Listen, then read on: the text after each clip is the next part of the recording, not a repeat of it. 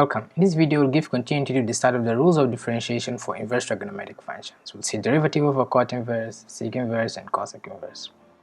So, cot inverse.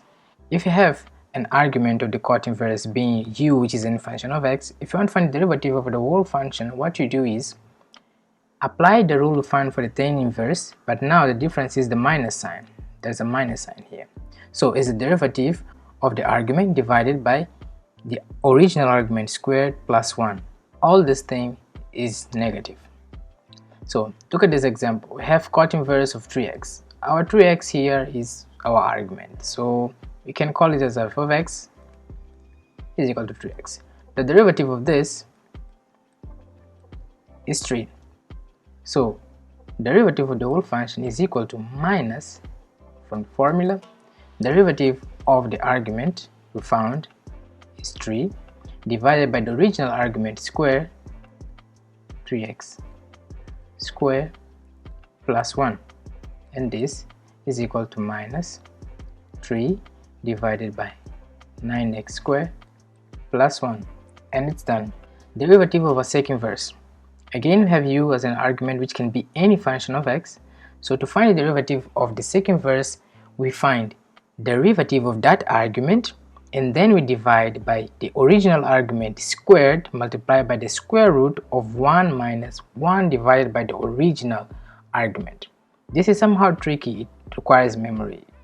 So look at this example, it will make it easy for us to understand. We have y is equal to sec inverse of 5x squared plus x. This is our argument as always. So we are going to give it a name, g of x. So the derivative of our g of x is, by the power rule, 10x plus 1. So the derivative of this whole function is y dash is equal to derivative of the argument that we have already found,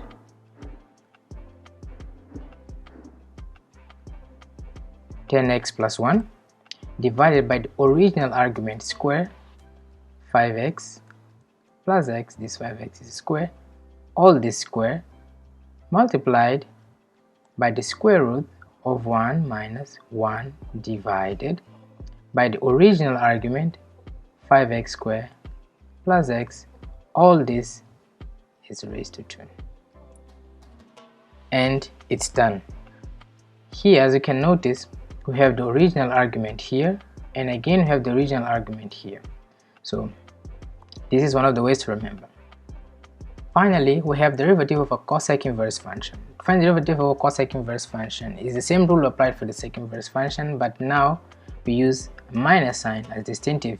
So the derivative will be negative of the derivative of the sec inverse, which is derivative of the argument, which is the u, and divided by the original argument multiplied by the square root of 1 minus 1 divided by the original argument squared.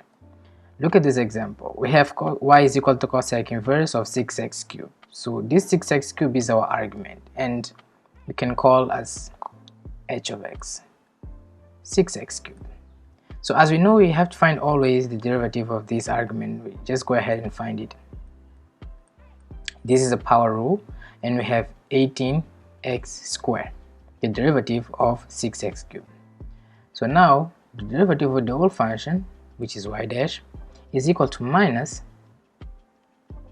the derivative of the argument 18x squared divided by the original argument, which is 6x cubed, all this is raised to 2, multiplied by the square root of 1 minus 1 divided by 6x cubed squared.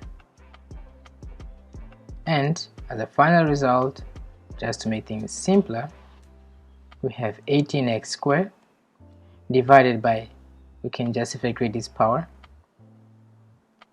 36x raised to 6 into square root of 1 minus 1 into 36x raised to 6. This can also be simplified if you say it's minus 18 divided by 36x raised to 4 square root of 1 minus 1 divided by 36x raised to 6.